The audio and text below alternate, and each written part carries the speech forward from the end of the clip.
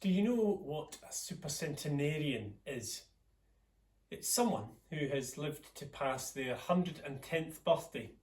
They reckon, well, Wikipedia does anyway, that about 1 in 1,000 centenarians will achieve this distinction. So it's a pretty rare thing.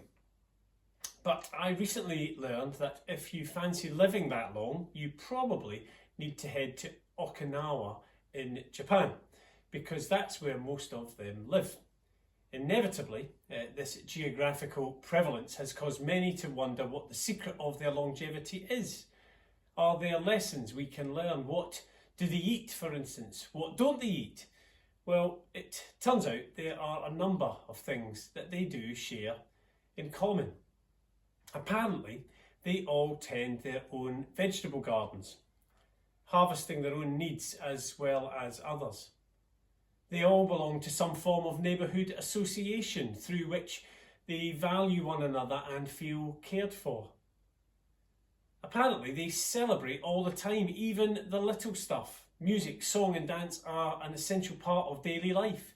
They don't take themselves too seriously, which means they don't harbour grudges.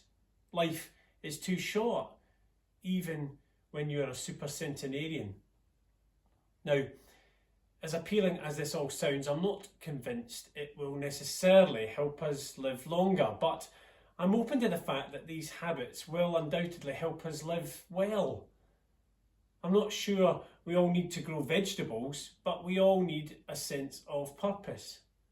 Neighbourhood watch may not be for everyone, but a sense of community and belonging usually is.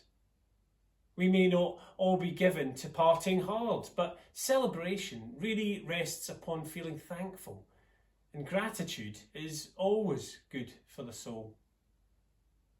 While forgiving others and ourselves may not be the easiest thing to do, but invariably it's a choice, not a feeling, that is liberating and life-giving.